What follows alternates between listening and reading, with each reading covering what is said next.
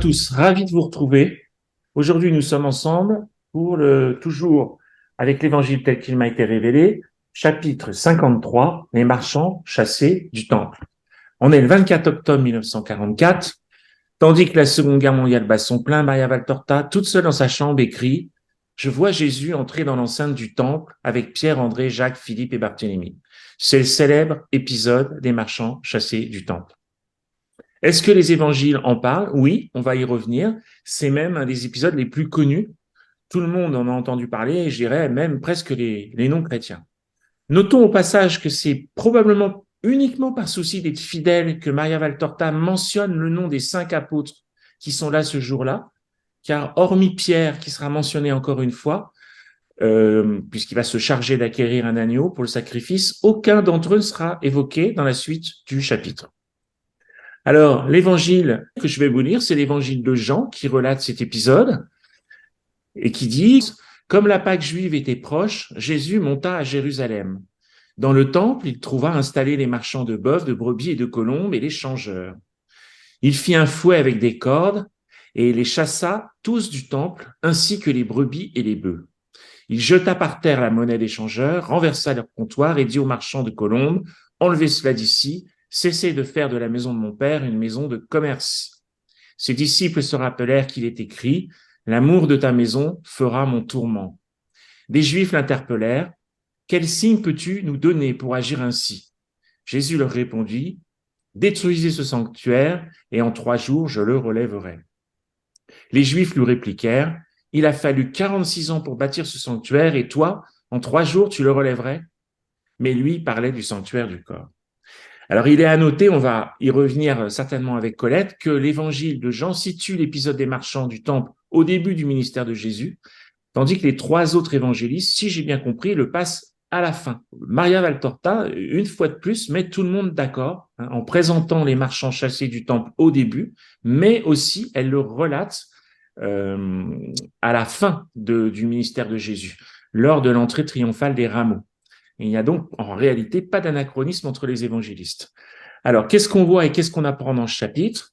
En guise de préambule, Solène, je crois que tu vas y revenir, on a droit à une magnifique description des rues, des ruelles de Jérusalem, qui, nous dit-elle, fourmille de pèlerins, des pèlerins qui affluent partout. La foule donc converge vers le temple, vers le point où resplendissent, nous dit-elle, les dômes de la maison du Seigneur. Ça devait être effectivement magnifique. Alors, la maison du Seigneur, puis la cour principale est ensuite décrite comme une vraie foire, une sorte de marché à bestiaux. Les animaux sont mis en vente et marchandés âprement. Il y a des comptoirs de change avec des cours qui fluctuent sans cesse. Une ambiance qui rappelle celle de la bourse, nous dit Maria Valtorta. Étonnamment, donc c'est un fait assez rare quand on regarde de près la façon dont l'œuvre est écrite.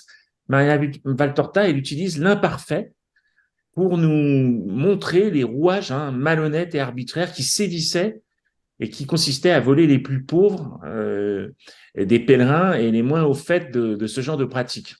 Elle nous dit, je vous assure, nous dit-elle, que les marchands s'y entendaient pour étrangler les clients, surtout ceux qui venaient de loin. Ensuite, on voit Jésus qui va prendre fait et cause pour un couple de vieillards qui pleurent en larmes parce qu'il vient de se faire escroquer en ayant acquis un agneau chétif et mal en point. Alors, on voit Jésus demander aux marchands de changer cet agneau indigne de l'autel et du prix auquel il a été cédé. Et là, le marchand est, tu y reviendras certainement, Solène, arrogant, méprisant, ce qui fait que la tension monte. Et c'est ça qui va déclencher l'esclandre dans le récit de Maria Valtorta. On lui demande qui il est et au nom de quoi il ose se mêler de ce qui ne le regarde pas. On se moque même de l'accent galiléen de Jésus. Donc, il y a un cercle qui se forme autour des marchands et des changeurs qui prennent la défense du marchand. Et on lui dit « Qui es-tu » Lui dit-on « Un juste » répond Jésus. « Es-tu docteur? Qu'enseignes-tu » J'enseigne que la maison de Dieu doit redevenir une maison de prière et non pas une place d'usurier et de marchand. Voilà mon enseignement, dit-il avant de renverser les tables, de faire tournoyer un cordage qui s'abat sans pitié, nous précise Maria Valtorta, sur tout ce qui passe à sa portée. Tête, dos, table, enclos. Et oui, là, on est quand même loin dans cet épisode de l'image que beaucoup de chrétiens ont, et de non-chrétiens d'ailleurs, d'un Jésus plein d'amour, prêt à tendre l'autre joue, docile, soumis, doux. là, on voit un autre aspect de Jésus. On voit la justice, on voit le courroux. Donc, Maria Valtorta, dans ces scènes, nous montre un Jésus terrible. Hein. Elle nous dit que ses yeux foudroient les moqueurs, les sacrilèges, les usuriers et les voleurs. Alors, est-ce que c'est vraiment une colère, d'ailleurs? On en parlait tout à l'heure en préambule. Le mot est à peine prononcé dans Maria Valtorta, je crois, une fois, mais il n'est pas dans les évangiles. Donc, il me semble, moi, hein, c'est mon petit avis personnel, que Jésus, au contraire, est en pleine possession de ses moyens. Il est vraiment Dieu. Il est un Dieu outré et qu'il fait savoir par un esclandre qui annonce avec éclat son apostolat au monde entier. Enfin, pour finir, on a 2 ou 3 rabbins qui se sont joints à l'attroupement et de nouveau, c'est une escalade de questions. Est-ce que tu es docteur? Qu'est-ce que tu enseignes? Et là, il y a des phrases magnifiques, hein, on va y revenir, je pense, avec Jésus qui répond, vous ne savez pas qui je suis, vous le saurez. Vous ne savez pas d'où je viens, vous le saurez. Je suis celui qui peut, je peux tout. Mon école, c'est l'école de Dieu. Détruisez ce temple et je le relèverai pour rendre gloire à Dieu. Et puis ensuite, il se tourne vers la foule, hein, et plusieurs fois, il dit, écoutez, homme d'Israël, écoutez, homme d'Israël. Et tout de suite, et beaucoup, il cite le Deutéronome, Moïse, Élie, Jacob, Abraham, avant de se lancer dans une critique très sévère à l'égard du système religieux en place. Hein. Tout y passe, l'oppression des petits, l'oppression des pauvres, des cadeaux indûment acceptés, l'usure, la justice bafouée toujours en faveur des puissants, et surtout, surtout, évidemment, la profanation de la parole de Dieu. Et puis enfin, le plus important, à la fin, il annonce que les temps sont venus. Hein, il dit, vous avez suivi Moïse, suivez-moi. L'heure de grâce est venue. Hein, c'est énorme hein, de dire ça comme ça en public. Que celui qui veut connaître la vérité, la lumière et la vie vienne à moi. C'est vraiment un discours puissant. J'ai trouvé que c'était un discours qui était calibré pour bousculer les consciences, les rappeler à une réalité supérieure, à un ordre intransgressible, à la vérité que tout Israélite doit savoir, enfin tout être humain doit savoir. Et voilà, cet homme Jésus, incontestablement, à ce moment-là, dans le temple, il parle comme Dieu lui-même et non pas seulement de Dieu. Hein, voilà. Donc c'est vraiment un chapitre, je pense, très important, majeur, et je me fais une joie de le métacommenter et de le découvrir avec Colette et Solène. Alors, bonjour à toutes les deux. Bonjour. Solène, je parlais des tensions, on voit la tension qui monte et on voit que les marchands n'hésitent pas à railler Jésus, à se moquer de son accent et il y a effectivement quelque chose de palpable, une espèce de crispation qui monte, qui monte, qui monte et qui va aboutir à un esclandre, enfin un coup d'éclat de Jésus en fait. Tout à fait, et c'est exactement ce qu'on voit. C'est vraiment comme dans un film. Je pense que le cinéma n'a rien inventé, tout est dans la Bible. Et là, en l'occurrence, dans cette scène particulière, on, on, on voit tout de suite, on sent tout de suite qu'il va se passer quelque chose parce qu'on arrive donc de l'extérieur, on voit les foules, etc. La ville avec les rubans de 1000 couleurs, là, des gens qui passent dans les ruelles, c'est très, très visuel. On a presque les sons. Parfois, on a les odeurs, là. Elle parle pas d'odeur, mais il y a vraiment l'aspect très visuel. Et puis, l'arrivée au temple. Et là, plutôt que de nous dire on arrive au temple et il y a plein de gens, on a un petit focus sur plein de détails, plein de choses qui font que grâce à ça, on a quand même une perception de l'ensemble à travers les détails qui nous parlent, en fait. Notamment, tout de suite, les premières phrases, c'est une vraie foire, plus aucun recueillement dans le lieu saint. Ouais. Donc là, ça commence à aller bof-bof. Mm. On crie, on maudit à cause du prix exagéré. Donc on entend tout ça là. Jurons, appel, insulte. Et on se dit, bon, ça doit pas être facile pour Jésus d'entrer dans le temple. Donc pour Dieu, hein, comme tu l'as dit, un Dieu outré, là il commence à voir tout ça. Et on a justement cet exemple là de 2 pauvres petits vieux qui se sont fait complètement arnaquer par un vendeur qui leur a vendu un agneau pas assez bon pour le sacrifice. Ils veulent le ramener et en avoir un autre. Ils refusent ou ils leur demandent plus d'argent et eux pleurent. C'est leur dernière Pâques. Enfin, ils sont désespérés. Et Solène, tu trouves pas que cette histoire avec les deux, ce vieux couple-là, c'est presque un scénario dans le scénario? Ouais, ouais, c'est vrai. Mm. Parce qu'on les suit, en fait. On a vraiment ce Ouais. truc où, paf, tout à coup, j'allais dire la caméra, mais Oui, hop, mais c'est ça. l'œil est sur eux, on voit. Et là, on les suit eux, le reste, ça devient flou. Mais on Mm. a quand même l'ambiance générale. Et puis, pleurs, supplications, impolitesse, grossièreté se croisent sans que le vendeur s'en émeuve. Donc là, il y a une froideur de la part des vendeurs qui est vraiment bien décrite. Et Jésus qui voit ça. Euh, on voit aussi Joseph d'Arimathie qui passe, je crois que c'est la première fois qu'on le voit. Et là, il est très droit, très puissant. Il arrive et lui, il voit pas cette scène-là sur laquelle nous, on est focalisé. Lui, il passe à côté, pouf, il prend un agneau parfait et hop, il s'en va. Ouais. Il les bouscule, pour ainsi dire. Mais il En les plus. bouscule, hein, je crois. Ouais, Ouais. ouais, ouais, donc vraiment, voilà. Ah ouais. Euh, donc Pierre, lui, veut se diriger vers l'endroit du sacrifice, mais Jésus, lui, tourne à droite vers les deux petits vieux effarés, en larmes, indécis, que la foule bouscule et que le vendeur insulte.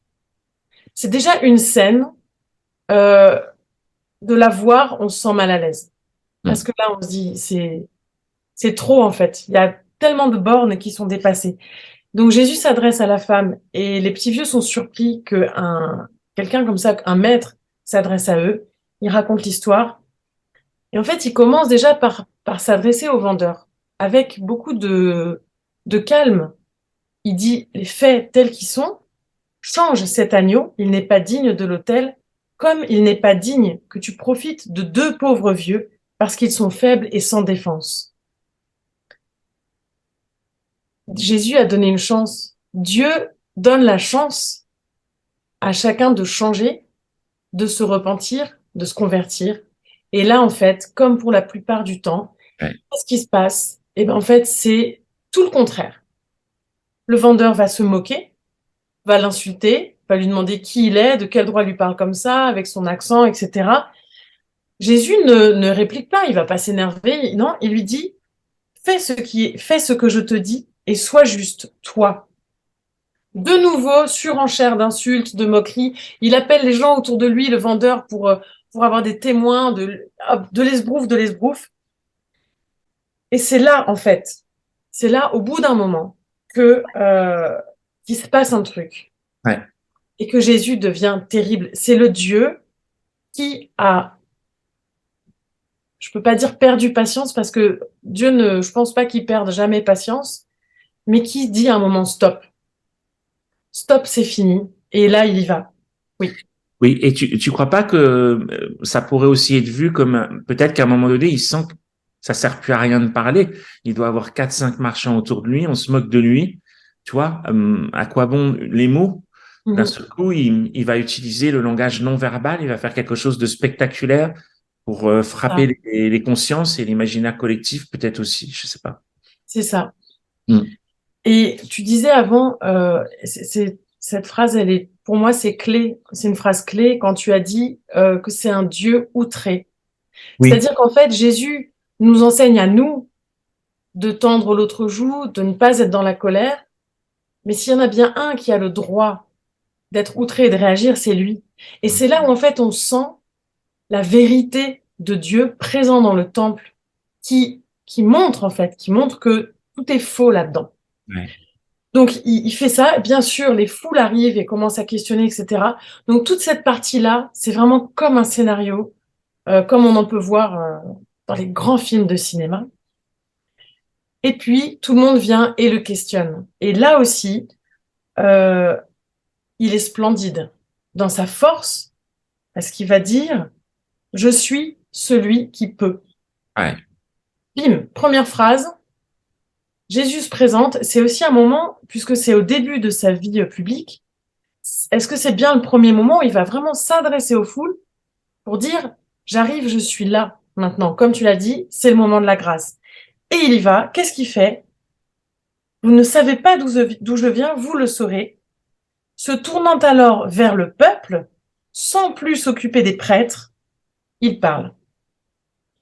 Donc là, il y a quelque chose qui change. Tout à coup, le regard, il est tourné vers le peuple. Et il commence, écoutez, hommes d'Israël, dans le Deutéronome, etc.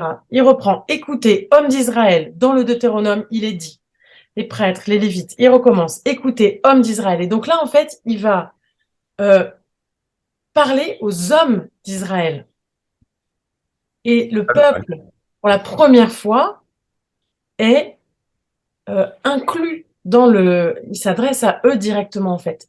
Tout à coup, ça leur donne une dignité. Donc, ils sont un peu ébahis, hein. On voit dans le texte, ils sont un peu perplexes, surpris. C'est la première fois. Ouais. Les prêtres, ben, c'est aussi la première fois que tout à coup, ils sont remis à leur place devant le peuple pour tous leurs manquements à la loi du Seigneur. Quand il dit, par exemple, vous voyez maintenant que c'est sans justice à l'égard du pauvre que les juges siègent en Israël. Et là, il développe tout un paragraphe en expliquant le non-respect du peuple, des pauvres, etc. Le corps doit être le serviteur de l'âme, qui est le serviteur du Dieu vrai. Ce n'est pas le corps qui doit dominer l'âme et s'opposer à Dieu. On m'a demandé de quelle autorité je fais cela, et eux, de quelle autorité profanent-ils le commandement de Dieu, et permettent-ils à l'ombre des murs sacrés l'usure au détriment des frères d'Israël venus obéir au commandement de Dieu. Ben voilà, tout est dit. Tout est dit. Tout est dit.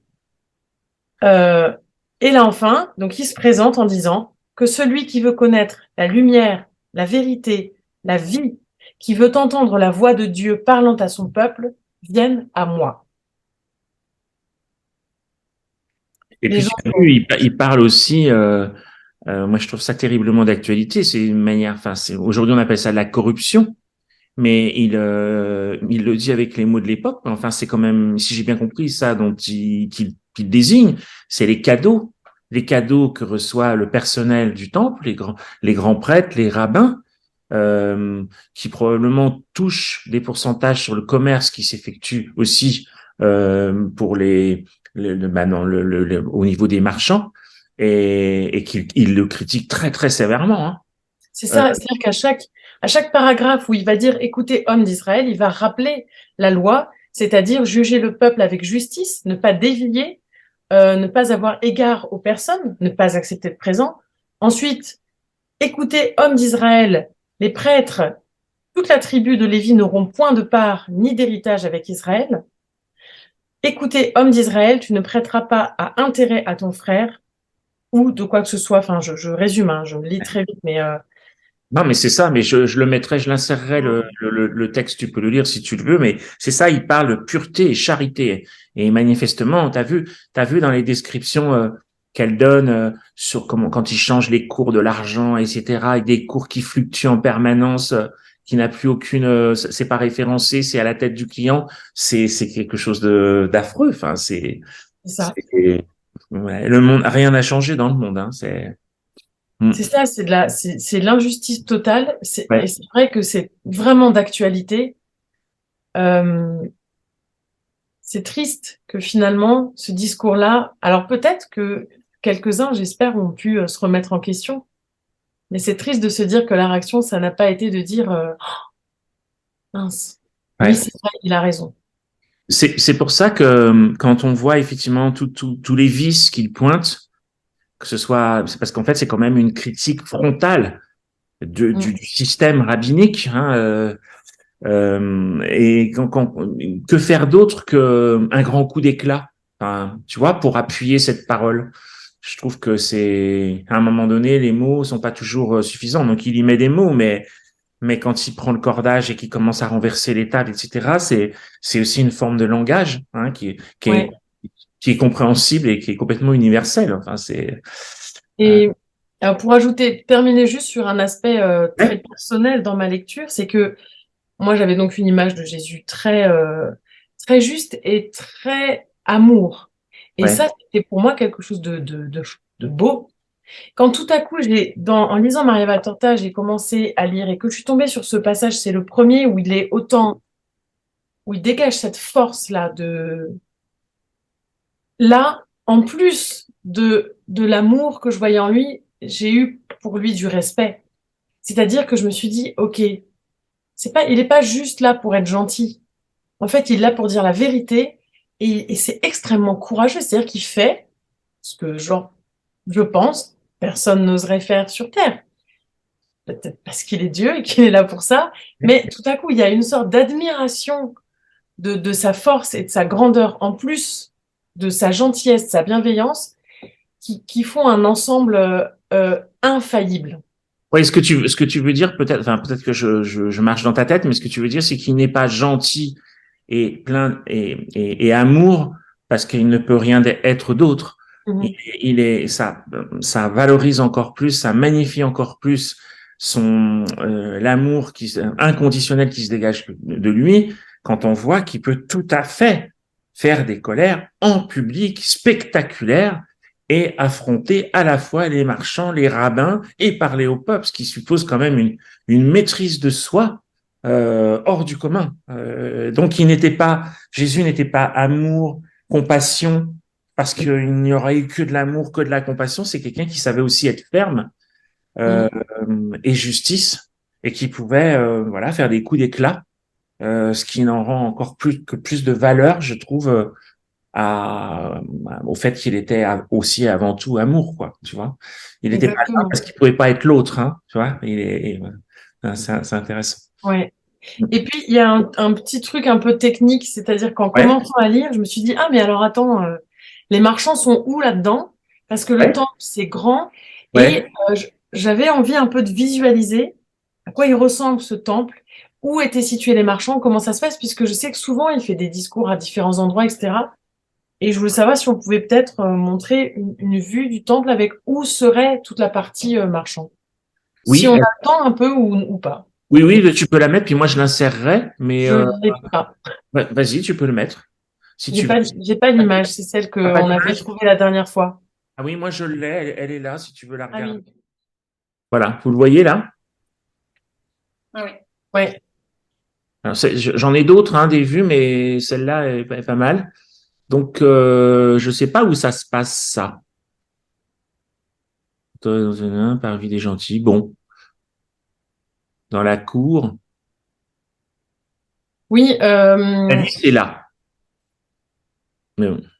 le parvis. Moi, je dirais oui, effectivement, dans toute la partie entre le toit rouge là Ici? et ouais, dans cette grande cour, non?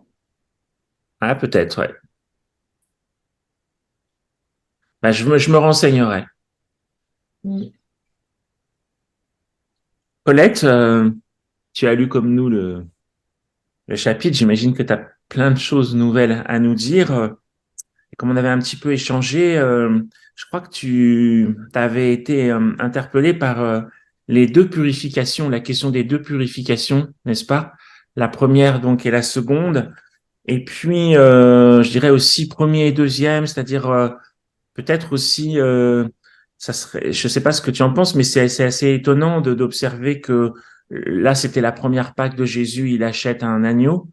Et en fait, pour la dernière, il n'est même pas question d'en acheter un, puisqu'il sait déjà que ça va être lui l'agneau. Hein. Je crois que c'est. Et puis, peut-être aussi, tu voulais nous dire des choses sur Joseph d'Arimathie. Pareil, première rencontre et dernière rencontre qui aura lieu, puisque c'est le prêtre qui l'aidera, enfin qui le descendra de la croix. Hein. C'est marrant, ça fait à chaque fois deux sur différentes Mhm. thématiques. Alors, je sais pas par quoi tu veux commencer, Colette. La purification, l'agneau ou Joseph d'Arimathie. C'est à la Ouais, carte. oui, oui, non, non, non, vous avez dit beaucoup de choses déjà par rapport à l'ambiance.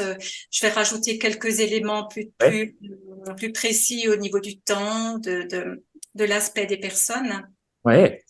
Alors, la première, ce qu'on appelle la première purification du temple, c'est fait donc le mercredi 7 avril 27, selon les calculs de Jean Aulagnier. Et la dernière purification, donc la deuxième, c'était le dimanche 31 mars de l'année 30, donc après l'entrée triomphale de Jésus dans Jérusalem. Ce qui fait comprendre aussi que c'est finalement Jean est le seul à décrire la colère de Jésus qui chasse les marchands du temple pour le premier passage. L'ambiance est à peu près la même les deux fois, malheureusement. Il y a récidive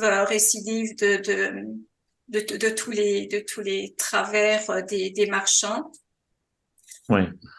Comme tu l'as dit, ben oui, cette fois-ci, la deuxième fois, il sera pas question d'acheter un agneau parce que c'est l'agneau de Dieu lui-même qui entre dans Jérusalem.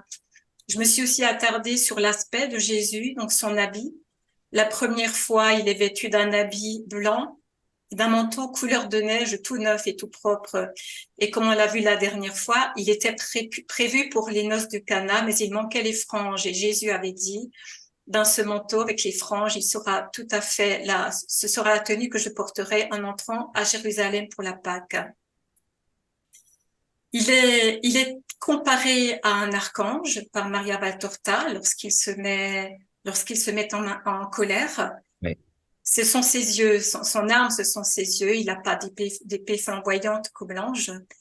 La deuxième fois, c'est encore son regard qui exprime cette indignation divine. Son regard étincelle d'indignation. Ensuite, la première fois, donc les fidèles s'esquivent, ils admirent la scène. La deuxième fois, ben les fidèles qui le voient arriver quittent tout de suite la cour des changeurs et des vendeurs. Ah bon, d'accord. Ouais. Pourquoi? Parce qu'ils pressentent qu'il va recommencer ou? Ben parce qu'il est connu. La première fois, il n'est pas connu. Ah oui. Et la deuxième fois, il est connu comme le Messie annoncé. Donc les gens c'est lui le centre d'attraction. C'est plus le fait d'acheter un agneau qui est important. Peut-être que le peuple perçoit que l'agneau, le véritable agneau, arrive en la personne de Jésus. Le comportement des pharisiens est intéressant aussi. Il est différent. La première fois, comme vous l'avez dit, il le harcèle de questions. Qui es-tu? Qu'est-ce que tu te permets de faire? Il se présente. Il dit aussi cette fameuse phrase détruisez ce temple et je le reconstruirai. Ce temple ma maison sera appelée maison de prière. Il rappelle le texte aussi que le temple est un lieu de prière. Et les deux fois, il dit aussi, donc purifiez ma maison pour éviter que je vous frappe des foudres de la colère céleste.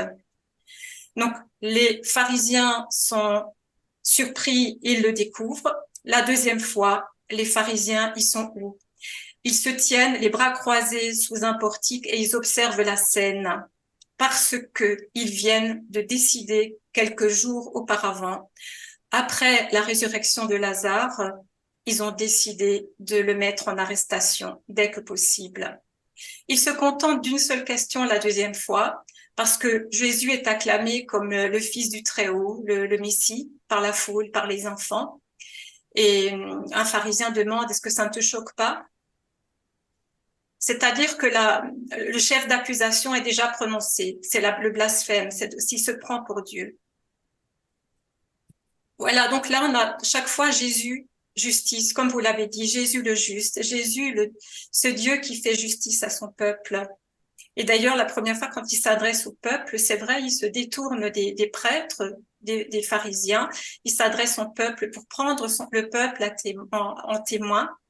Ouais. Parce que c'est au peuple qu'il a dit, tu établiras des scribes, tu établiras des juges, tu établiras des prêtres. Donc le peuple a sa part de responsabilité à en prendre et que pour le moment, ce ne sont pas les bons prêtres, pas les bons juges, pas les bons scribes, parce qu'ils sont avides de richesse. Ils sont contraires justement à ce que le Deutéronome disait. Ensuite, on a Jésus qui est aussi le Dieu de miséricorde. Dans la première scène, Jésus va d'abord vers ces petits vieux, comme tu racontais. La deuxième fois, Jésus miséricordieux va en sortant du temple, en sortant de la cour du temple, il va guérir, mais avec un geste hautement divin et d'une grande puissance, il va guérir une foule immense de malades qui attendaient la guérison à son passage. Voilà, donc c'était un peu pour l'essentiel ce que je voulais dire. Et par rapport à Joseph d'Arimathie? Oui, Joseph d'Arimathie, comme tu disais, un Solène au départ, il s'arrête chez le même marchand, celui qui escroque le petit couple de Galiléens. Il passe d'un air hautain à côté. Et il se convertira, il sera quand même pas converti, mais assez rapidement, il va s'intéresser à Jésus, il va être sensible à son message. Et sa véritable profession de la foi, il la fera justement devant le Sanhédrin, au moment où ils décideront d'arrêter Jésus, après la résurrection de Lazare, lorsque le Sanhédrin se réunit. Oui, parce que c'est vraiment, moi je suis toujours beaucoup avec Marie-Madeleine là dans mes conférences, et il y a vraiment un long passage, j'invite les auditeurs à s'y référer, où on assiste vraiment à la décision de la condamnation de Jésus, et c'est par rapport au miracle, à la résurrection de Lazare. Hein. La synagogue ne sait pas comment gérer ça, et c'est vraiment ça qui est le catalyseur de sa mise à mort programmée, si je puis dire. C'est c'est hautement symbolique. Pourtant, il avait voulu faire un miracle éclatant. Pourtant, il a attendu 4 jours que ça soit incontestable. Il l'a fait pareil devant énormément de monde. Eh bien, rien n'y fait. Comme quoi, moi, j'entends des fois mon père qui me dit, mais je croirais en Dieu si je le revoyais arriver fort, puissant sur son nuage. C'est pas certain, parce que quand Dieu se manifeste comme ça d'une manière éclatante, ostensiblement, enfin, sans le moindre doute, eh ben, non seulement il n'est pas reconnu, mais en plus, ça produit des choses affreuses, quoi, puisque il se condamne, Jésus, en faisant ça, finalement. Hein. Il me semble me souvenir, mais il faudrait peut-être Colette pourra confirmer, que quand Jésus ressuscite Lazare, là, ils ne peuvent plus douter que c'est Dieu. Mais si c'est vraiment Dieu, alors eux, ça leur bousille leur privilège. Et que finalement, ils doutent même pas. Ils ont pour eux, pour certains, la preuve que c'est Dieu, mais ils se disent, mais on peut quand même pas le laisser gagner parce que sinon, bah nous, Ouais. ça qui est le plus horrible, en fait. Ouais. C'est vrai, c'est très juste. Ce qui prouve qu'en fait, la synagogue n'avait pas peur de Dieu. Elle n'avait plus la crainte de Dieu. Oui, c'est ça. J'avais oublié de préciser encore quelque chose tout à Oui, l'heure. vas-y. Quand j'ai parlé de la tenue des vêtements de Jésus, Ouais. que la deuxième fois, à la dernière entrée dans Jérusalem, il porte son vêtement de pourpre. Ce vêtement teint de cette pourpre que Judas avait remis à Jésus de la part des pécheurs qui l'avaient offerte. Et je ne peux m'empêcher de voir aussi la présence de Marie dans ces vêtements, parce que c'est Marie qui a cousu cette tunique sans couture. C'est Marie qui a cousu tous ses habits à Jésus, et puis qui a mis toutes ses prières dans cet acte de méditation que représente ce travail manuel. Et là, je sens Marie présente rien qu'à travers les vêtements de Jésus. C'est vrai, j'avais jamais pensé à ça. Donc, quand tu voyais Jésus, tu voyais d'abord l'aspect vestimentaire, c'est-à-dire le tissage de Marie, qui en plus tissait en priant. Donc, en fait, il était recouvert de prières. À fond. Mm. Et je sais pas si, bon, ça n'a peut-être rien à voir, mais il y a une série, The Chosen, où justement, je suis toujours très frustrée parce que Jésus est habillé avec des tuniques courtes jusqu'aux genoux et il n'a pas cette classe qu'on peut voir dans Maria Valtorta où il est vraiment très digne. Dans ce chapitre-là, c'est ce que j'avais dit tout à l'heure, il est vêtu d'un habit blanc, C'est ça. couleur de neige, tout neuf et tout propre. Ouais. Autant pour moi. C'est ça. Et moi, je suis tombé sur un passage, je vous le lis, on pourrait terminer comme ça. Ça vous donnera le temps si vous voulez rajouter des choses avant la fin. C'est un extrait des Cahiers et du 30 mars 1949. Et donc, c'est Jésus qui parle et il dit ta nature, donc il parle à Maria Valtorta, ta nature qui paraît impulsive et fougueuse, je dis bien qui paraît se maîtriser, alors que ceux qui te jugent ne se dominent pas pour bien moins que cela. D'ailleurs, en cela aussi tu me ressembles. Ils devraient tous se souvenir de ma sainte colère contre les marchands de toutes sortes établis dans le temple, comme de mes paroles impétueuses contre les scribes et les pharisiens. Combien tu me ressembles, mon âme, en tant de choses qui vont de la sincérité crue à l'obéissance absolue, de la fermeté à la constance, sans oublier tes justes réactions contre les injustices et les injustes. et ton pardon qui, sans rien céder aux injustes, leur pardonne. Merci pour vos partages magnifiques. Avant de se quitter, est-ce que vous voulez rajouter quelque chose en guise de conclusion? Je ne peux que conseiller de le lire pour avoir l'entièreté de toute cette force et de toute cette divinité. Oui. Oui, moi j'ajouterais que j'ai relu vraiment avec beaucoup d'attention ce qu'il dit, homme d'Israël, dans le Deutéronome, il est dit homme d'Israël, et vraiment je me souvenais pas, parce que je l'avais déjà lu, à quel point en fait, lors de son premier contact avec le peuple, hein, d'une manière collégiale, en fait, il reconnaît le peuple avec sa propre histoire. Et donc, il leur parle de Moïse, il voit, toi, comme s'il enjambait tout ce qui s'est passé, toute cette espèce de déliquescence de la foi, la complexité des rituels.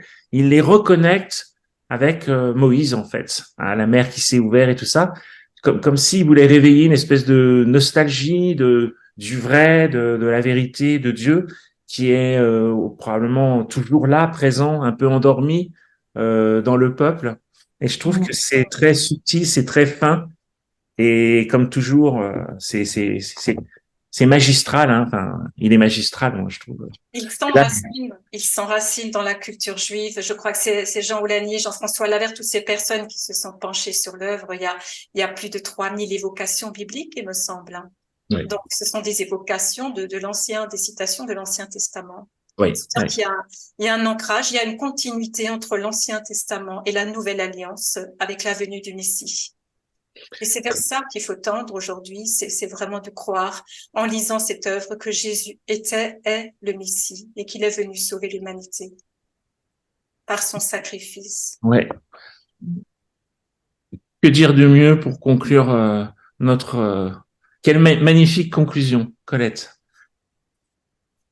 Bon, je vous remercie à tous, merci de nous avoir suivis. Rendez-vous au mois de septembre, on va faire la pause des vacances, et donc on se donne rendez-vous pour le chapitre 54, hein. Et cette fois-ci, ça va pas rigoler non plus, puisque c'est la rencontre, l'arrivée de Judas, donc dans le récit. Donc c'est quand même pas rien, hein, puisque on sait comment l'histoire se termine. Judas l'Iscariote et Thomas, hein, voilà. Et bien sûr, un personnage très très important, Simon le Zélote, et pour lequel Jésus va faire un miracle remarquable. Et c'est un miracle qui va avoir des répercussions importantes, puisque Simon le Zélote était ami de Lazare, il connaissait Lazare. Et c'est par l'entremise de Simon le Zélote que Jésus va rencontrer Lazare, qui, vous le savez, deviendra son meilleur ami. Je vous remercie à tous. Bonnes vacances et le plaisir de vous retrouver au mois de septembre. À bientôt. Merci Colette. Merci Solène. Merci Arnaud. Et merci Colette.